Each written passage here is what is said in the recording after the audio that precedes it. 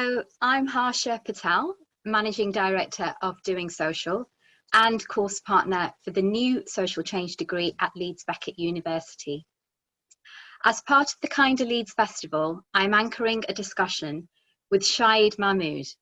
Thank you, Shaid, and hello to you. Hi Harsha, how are you doing? I'm good, thank you. Nice to see you. And you? Shaid Mahmood is the Chief Officer for Communities and the Chief Officer Lead for the Council Stronger Communities work, a post which he has held for 5 or 6 years. Shaid describes his role as one of the best jobs in the council at his level, as it is at the heart of their work with people in Leeds. His work is wide-ranging and includes leading on the development of community committees, working with local elected members and involving people in local decision-making, in shaping and improving their neighbourhoods. Shaid also has leadership responsibility for prevent and counter extremism, as well as equality, cohesion, migration, tackling poverty and equality in neighbourhoods, strategic work with the third sector as well. He's also responsible for the council's work with communities to generate greater capacity for self-reliance and sustainable community-based solutions.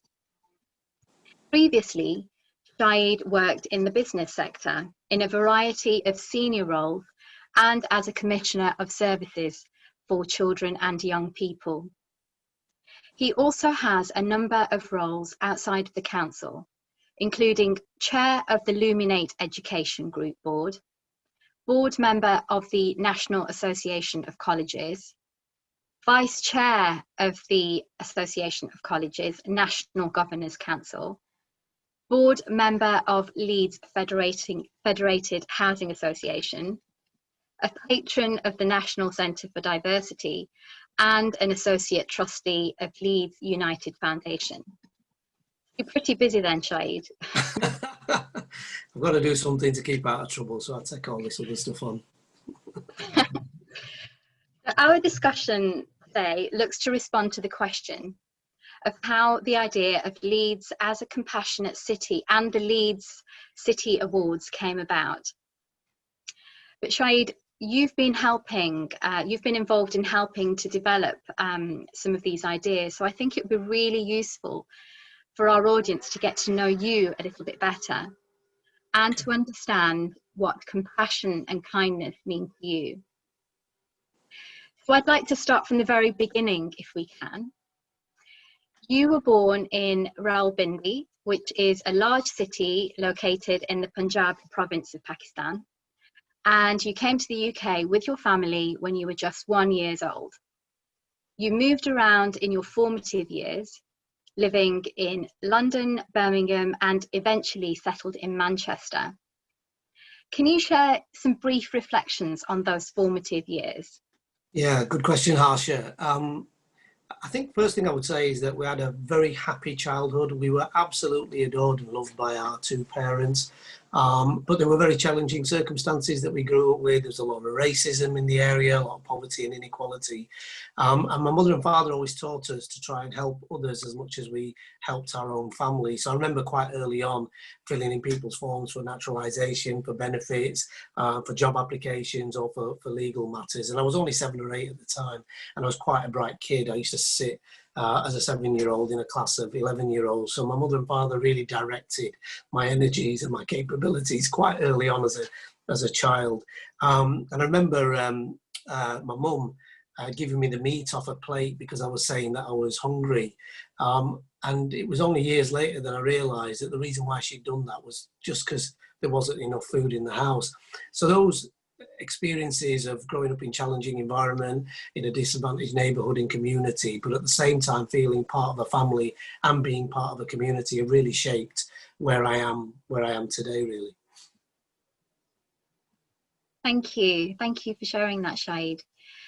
So our families, environment, cultures and circumstances can affect how we engage with community. And just reflecting on some of the things you've already shared, what impact do you think your parents, your circumstances, and those early experiences had on your understanding of compassion in communities? I think what underpins it really is, so this is just a kind of my thinking on compassionate action and what it's about really. And compassionate action for me is about those little everyday deeds that people do that really make a difference to the lives of many people. And they're not the kind of people that go out and get great big awards and make big splashes in the media.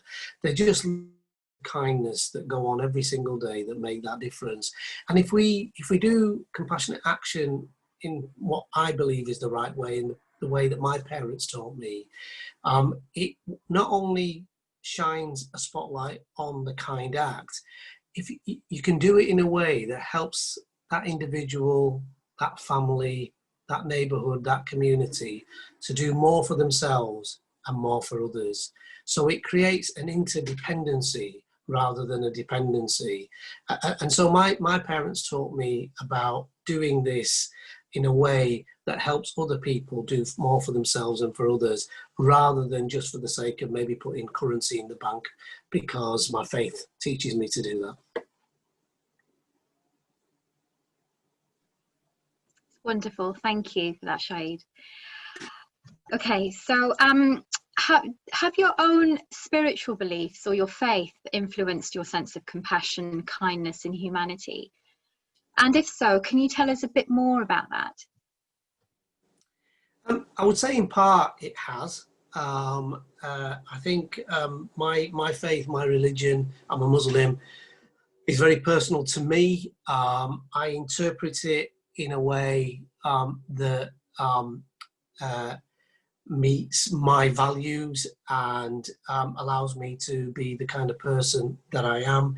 I recognise that I'm not perfect in the way that I conduct myself or in the way that I handle my religion. I question everything, and I try and make my own mind up about the things that Islam teaches us, and I talk to many people to get their perspectives on their belief and on their religion. But I don't wear my religion on my sleeve. I try to ensure that my behaviours have a positive impact on people irrespective of my religion. And I think that my views on kindness and compassion and compassionate action are rooted in my family and my upbringing, of which Islam was a part. So you can't, I think, isolate it to faith alone or upbringing alone. I think it was a mix of all of those things, really, that have influenced my views on compassion and kindness. Well, thank you. So in terms of your academic and professional life, Shaid, you hold 3 degrees, BSc, an MSc and an MBA, and you also have a PhD in science and mathematics. You spent some time working in the US and travelling internationally in your roles, working for chemical companies, and then you returned to the UK and settled in Leeds in a role working with young people. So there was a big career shift there, and you came back to your heart, which is communities. So what was it that led to this career shift and this big life decision? Okay, well, partly, traveling around and living in hotels isn't for everybody, and I think I was just knocking on a little bit really, and thought that actually it was about time that I stopped living out of a suitcase. And in between times I was in the UK quite a lot as well. So whilst I was here, I was continuing to try and make the contributions that I wanted to do around communities. I think the watershed moment came when my mother fell ill. and she died in 2004, and that had quite a profound impact on me, really, because you know, the driving force of my family was very much my mother. She was one of the best community integrators you'll ever see. You know, we lived in a, when my dad managed to save up some money, we bought a house in a nice area which was majority white population, and her way of integrating within the community was to cook just fantastic food, and you could literally see pots of curry and rice and chapatis going over the garden fences up the street. And that's how we got on with our neighbours and our community, and we're still rooted in that neighbourhood and community today. And so she showed us the way, really, in how you get along with other people and how you make that difference to community.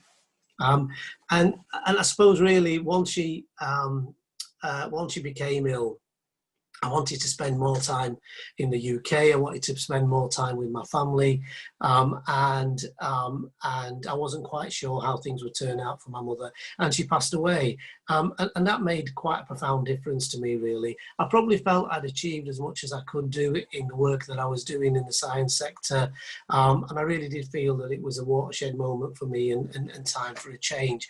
And I was reminded of all that work that I used to do when I was a young person growing up, and the voluntary work that I did. So I kind of had a foot in the camp of a kind of a compassionate ethos, a public sector ethos, and thought about how I might be able to make a bigger difference to neighbourhoods, communities and individuals and families, and took the step of applying for a role within an organisation that commissioned services for young people.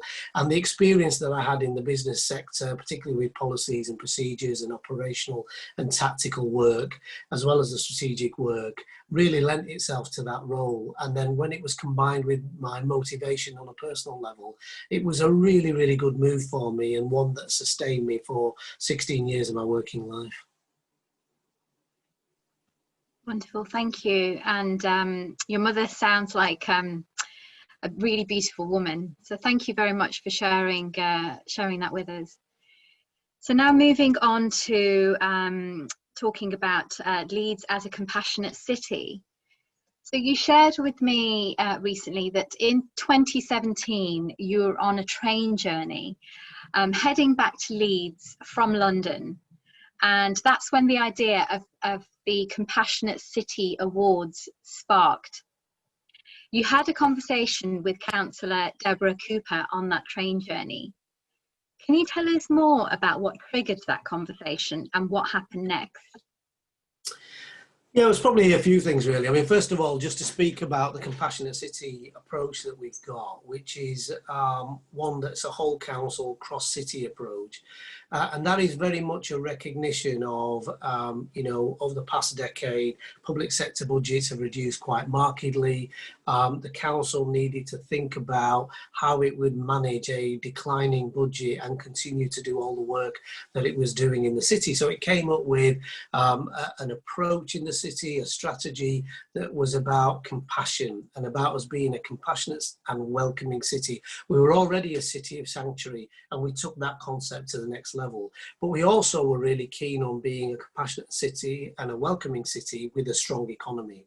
And what we wanted to do in response to austerity was to develop and really grow the economy of the city to a point where not only was it benefiting the people who were energizing that activity around the economy, but that it was done in a way that was about good growth, about how that economic success would reach our most marginalised and most disadvantaged communities in the city. And there was a watershed moment in 2015 when we looked at the indices of multiple deprivation, and they showed that we had 16 neighbourhoods in the worst 1% of neighbourhoods nationally. And for a city the size of Leeds, for its complexity and its energy and its dynamism and the strength of its economy, that was a real shock for us.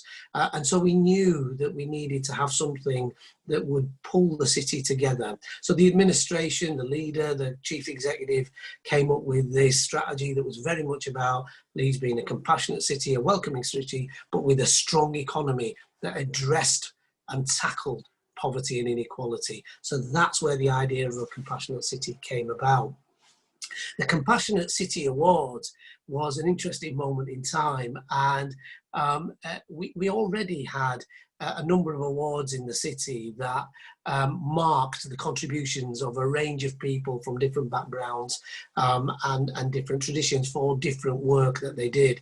But what we didn't have was something that recognised those real local everyday compassionate actions that people were doing, either sat within an organisation or as an individual in the city. And it was on this particular train journey, and I have a number of train journeys with senior politicians, and I just seem to have my best ideas talking to them on a train. But it's an opportunity just to relax after a long day. And Councillor Cooper and I had been down to London that week, and we'd had particularly challenging meetings on agendas that were very serious and ones which had left us at times quite drained, really. And it was on the journey back that we were talking about how we might recognise some of those everyday compassionate actions that people make. And on the back of that, we came up with the Compassionate City Awards. And there's a number of categories, for example, Volunteer of the Year, Unsung Hero of the Year. We've got the Joe Cox Award, that Joe Cox's family come to the Compassionate City Awards every year and give that out. Inspirational Project of the Year, Community Organisation of the Year, Cultural Achievement of the Year. And those Compassionate City Awards actually underpin what we mean by being a compassionate and welcoming city with a strong economy.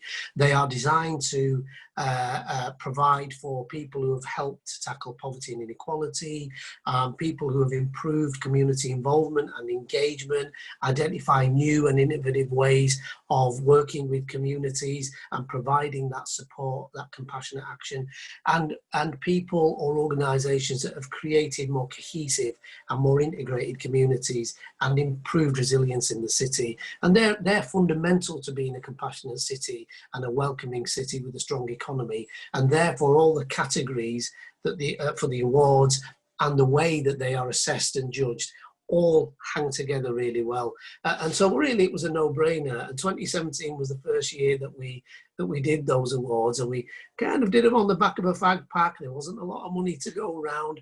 We asked for volunteers, and my team volunteered in their droves, and I just want to pay a tribute to them really, because they've really helped to get this off the ground. They do it in their own time, and they pull it together brilliantly. And on top of that, we've got a range of sponsors from the university, from individual organisations in the public and the private sector, Leeds City College, who sponsor these awards, and every year they come along and give those awards out with our politicians. And by the way, the politicians that are involved are cross-party, so that it really is a city feel for those Compassionate City Awards. I'm delighted that it was something that the politicians felt that they could support, and my officers are such dedicated and compassionate individuals working with grassroots community organisations and individuals and with our ward councillors, that they give of their time and their energy and creativity to land it every year. That's great, thank you, Shaid. And you've got the next Compassionate City Awards coming up soon. I believe the nomination process has opened, and the deadline date is, could you remind us what the deadline date is for anybody that wants to nominate somebody for an award? I can't remember. Just hang on. Just hang on. I believe it's the end of September. Yeah, but it's important, so you'll have to do that bit again. Just bear with me. Yeah, so the closing date for the nominations is the end of September, so it's the 30th of September. The actual award ceremony itself is going to take place on the 10th of December. But obviously a lot of that depends on where we are with coronavirus in Leeds. We are looking to do online version of the Compassionate City Awards, which we may need to pre-record as a consequence. So we're just working through our options on that. We would like to go ahead with it if we possibly can. So please do put your nominations in. The nominations, as I said, closing date is the 30th of September. If it does go online, we may well extend that date. Okay, thank you. Okay. So just reflecting on your response to the last question about the council strategy of compassion.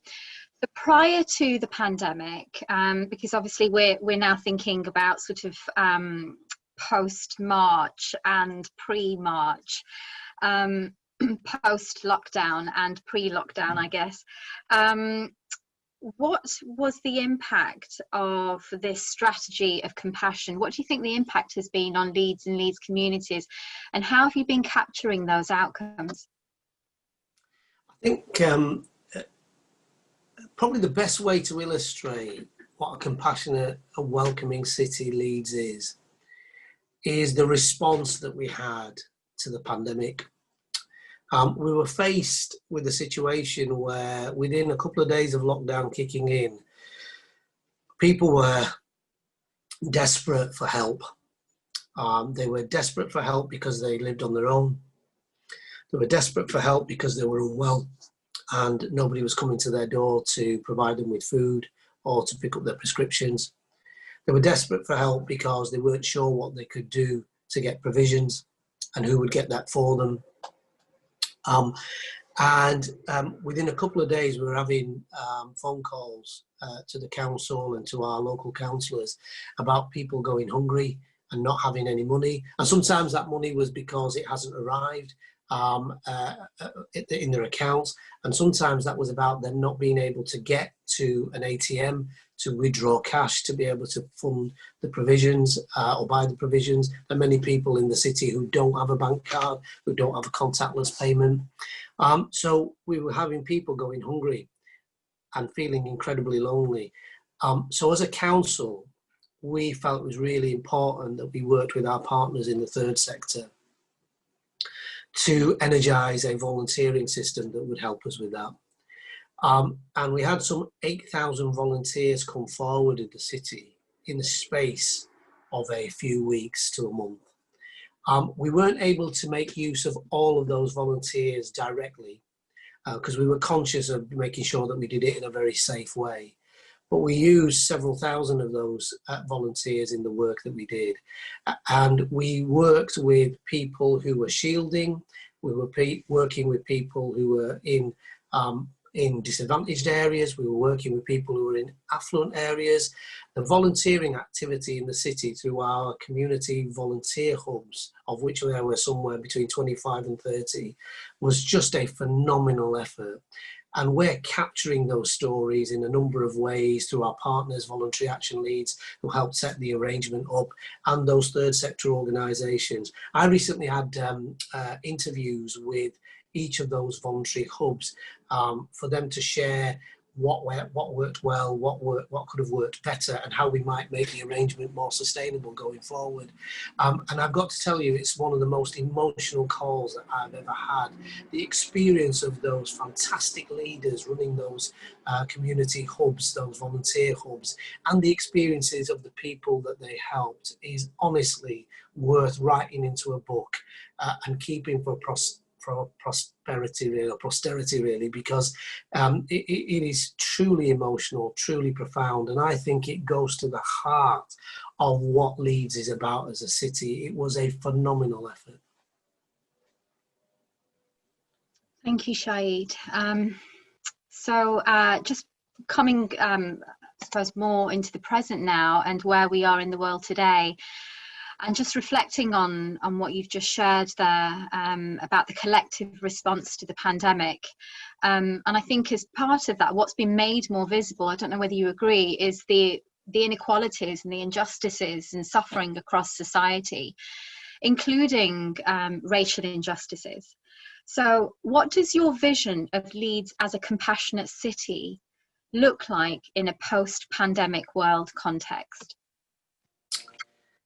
Gosh, so where's my crystal ball? I suppose really, in some respects, for me, the nature of compassionate action hasn't changed one iota from before the pandemic took place to what it might be now and to what it might be in the future. I think the emotions, the motivation, the practical action that people need to do is no different to what it was before. what we have seen in Leeds, and I'm sure the same is true of other places, is that whilst we had a level of poverty and inequality and disadvantage, what we've seen as a consequence of COVID-19 is that there has been a broadening and a deepening of that inequality in the city. And we have to redouble our efforts to do even more as a city together. So all organisations, agencies, the members of the public, volunteers, community organisations, all working together to do more for them so that they do more for themselves and for others. And for me, that is critical. And I know I made that point earlier on in your interview, Harsha, but it's absolutely fundamental and the backbone of what we're about as a city. We mustn't create a dependency culture. We must help those individuals that really need that help. And where it's possible to do so, to help them, to help themselves as well and the people around them. In that way, compassionate action does not get owned by the council or the police or the NHS. It's owned by the people of the city. That has got to be fundamental to the way that we continue to work in the city. And that challenge of that the leader and the chief executive and the council has set us about being a compassionate city and a welcoming city with a strong economy is as true today as it was prior to the pandemic, and it will be true after the emergency's out of the way and we work through the recovery. It's important to open up the city in a safe way so we can get people back to work, so that people can start to earn income and start to look after their families. But in the meantime, we have to find ways that we can provide that platform of support to help people to get to that better place. No different to what it was before the pandemic in terms of the context and the content. What has changed is the amount of that we're going to have to do in the city. And of course, that's affected a number of communities more than others. I have to say, across the city, people are in need in affluent areas as well. And we do have hotspots of places where we have disadvantage within affluent areas. And the geography of the city, you know, this is a big city, 750,000 people. It's complex in its geography. And we have affluent areas mixed with disadvantaged areas right across the city, which is fantastic, actually, rather than just having an inner city core that's disadvantaged, as many cities do. We have that interspersed amongst affluence, which gives us that sense of community and that sense of neighbourhood and that willingness for people to help each other when there's a crisis and emergency. The real skill is then about how we mainstream that people are willing to do that, not just in a crisis, but in a sustainable way when we don't have a crisis. And I think that's really key. And the point you're making about racism is an interesting one, because alongside all the challenges that we've got about the impacts of COVID-19, we're now getting a real awakening of the and the sharing of the experiences of people from ethnically diverse communities across the country. And some of it, sadly, Harsha, is very reminiscent to the experiences I had as a child when we suffered from racism, when I saw my parents abused in the streets, and we suffered racial abuse and threats and violence ourselves. And some of it is so reminiscent, it really does remind me of the emotions and the feelings that I had as a child. But of course, we are much more confident as ethnically diverse communities in this country than we were 40 or 50 years ago. And that we are much more, parts of our community are far more successful than we were 40 or 50 years ago. Parts of our community are far more influential than we were 40 or 50 years ago. And what we've also got, Harsha, is really good people right across the country, from the majority white population through to the ethnically diverse communities in the city. Many, many more than we had before, who've travelled some of that journey with us. I'd like to think that a lot of the people that I know, whatever colour their skin is and whatever background that they came from, they've travelled a pathway with me. and they've learned about me as an individual. Yes, I'm Pakistani born. Yes, I'm a Muslim, but I'm also Shaid Mahmood, and treat me as an individual and build your relationship with me, not with the Pakistani, not with the Muslim. They're just a part of me. Build it with me. And I think we've an opportunity to really help people from the majority white population, from ethnically diverse populations, really get to see who we are. Let's share our experiences, but then let's work with people so that we can rub along together better than we've ever done before. And that's the challenge we've got now, is how do we translate all of this energy into a sustainable improvement for the experiences of people from ethnically diverse communities. And I'm proud to say that Leeds City Council and its executive team has taken a first step in that. I championed the BAME staff network, the Black, Asian and Minority Ethnic staff network in the council. And we've brokered a meeting with our corporate leadership team and the BAME staff network. And we've been working over the summer to take practical actions forward that, one, share the experience of BAME staff in the council, which isn't always very positive. We need to understand why those experiences are different for those staff compared to other staff. And then we need to do something about that. And the council, through its executive team, is committed to that and are spending time with the staff network to see whether we can get to a better place and improve those experiences. So it is very much about how we make sure that we build a sustainable movement for all the energy that's been released, and not just make trite statements that appear on websites. That actively we're saying, well, here are the 3 things that we're going to do differently as a consequence of the statements that we've made now that we're awake to these kind of experiences amongst ethnically diverse communities. Thank you, Shaid. That's beautiful. You talked about a sustainable movement. I'd like to just briefly talk about sustainable environment. So Leeds is surrounded by beautiful countryside and biodiversity. And I know that people in the region are really proud of and try to look after this natural beauty. But many of us also acknowledge that we have a destructive relationship with nature, climate, and the planet. Do you have any thoughts on how Leeds can contribute to improving our relationship with our natural world through your vision of a compassionate city? Well, as part of the approach that we've got in the city around a compassionate and welcoming city with a strong economy, we have 3 very important underpinning strategies, and they are incredibly key to what we're about as a city. There's an inclusive growth strategy that seeks to make sure that those disadvantaged communities are included in a good growth, in the good growth of the city. We have a health and well-being strategy that is incredibly important in terms of not just physical health, but also mental health, and what that means for the happiness of people in the city, how they go about getting training and development, and how they get to work. Because if you're not well and you don't have a roof over your head, you know, going to get training and learning and skills, going to try and get a job is practically impossible. And that's really important. And we do have areas of the city that have got poor health and well-being, where between our most disadvantaged areas and our more affluent areas, we have a life difference of 10 years. And so health and well-being is incredibly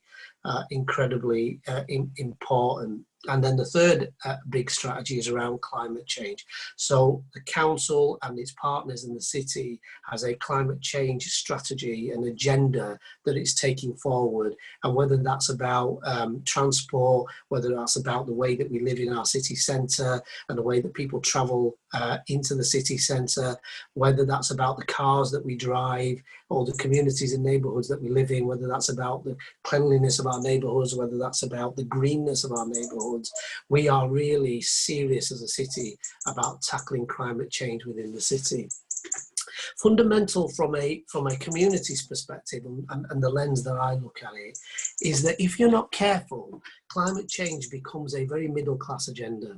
And only those people that can afford to buy the electric cars tend to be able to say, well, we're committing to a sustainable, greener and cleaner agenda. And I think what we must do in the journey that we've embarked on as a city is to ensure that those communities that are less affluent, where actually they're still thinking about how they put food on the table and a roof over their head, also feel empowered and enabled to contribute to that strategy of climate change and making that difference.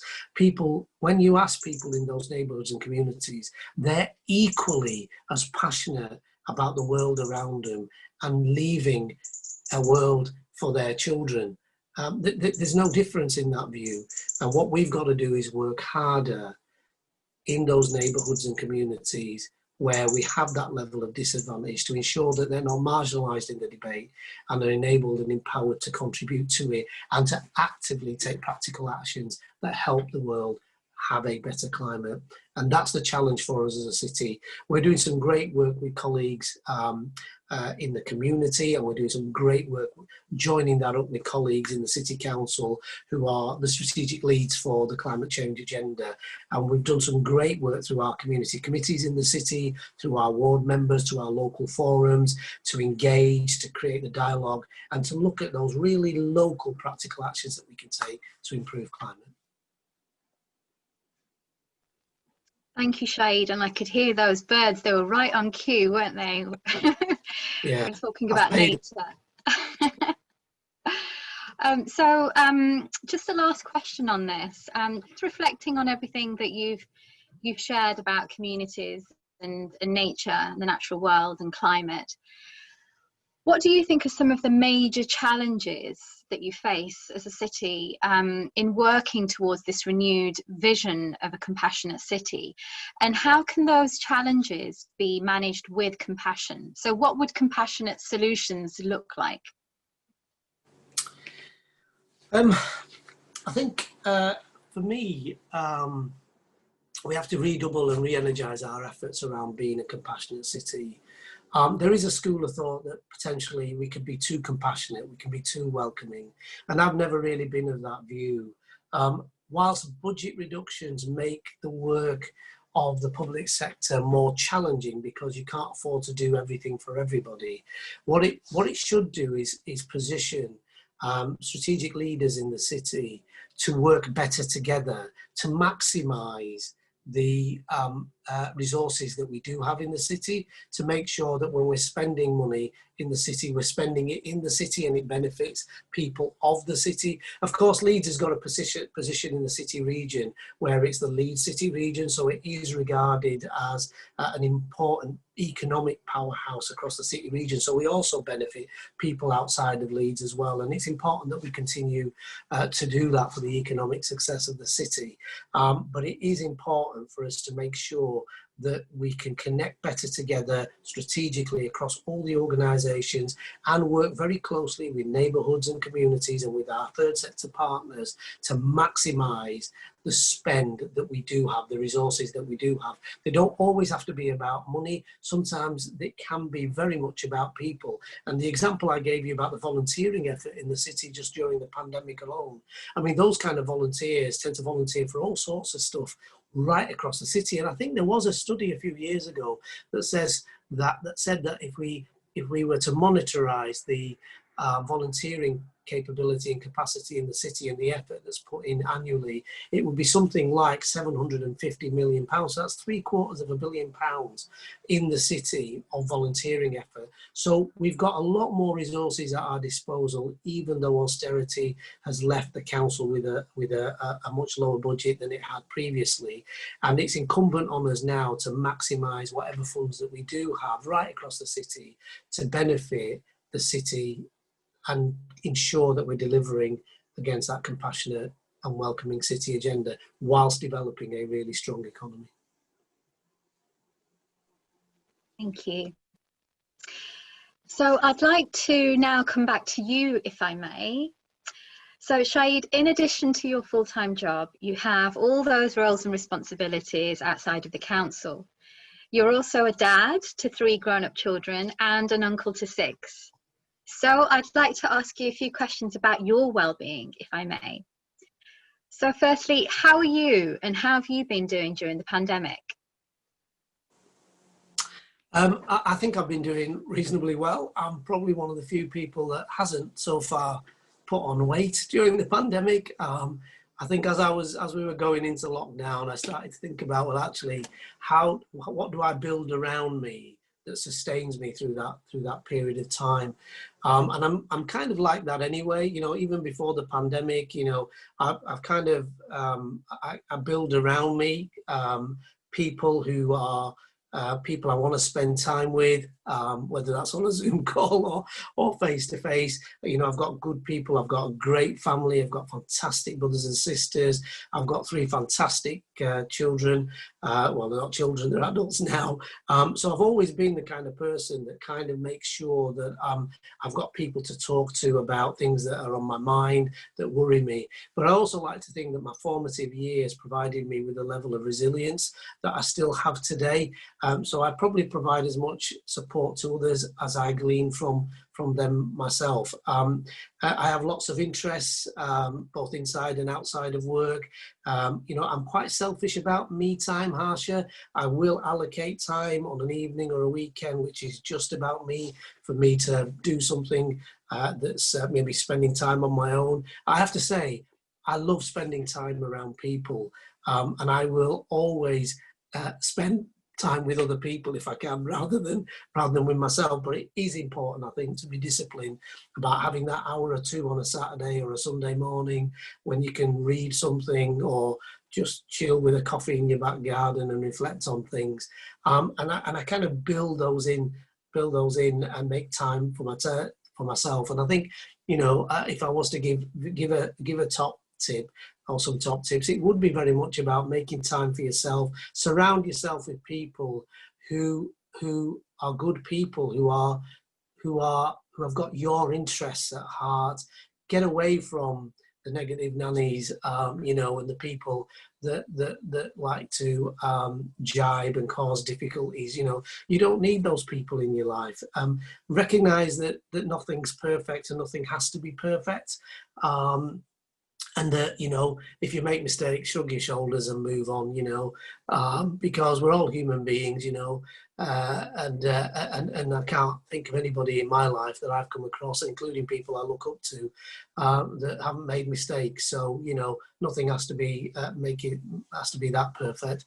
And I suppose the third element would be make yourself happy first, because if you can make yourself happy, you can make other people's happy. Nobody's got a right to ask you to make them happy. Make yourself happy first. You can then provide that happiness to lots of other people.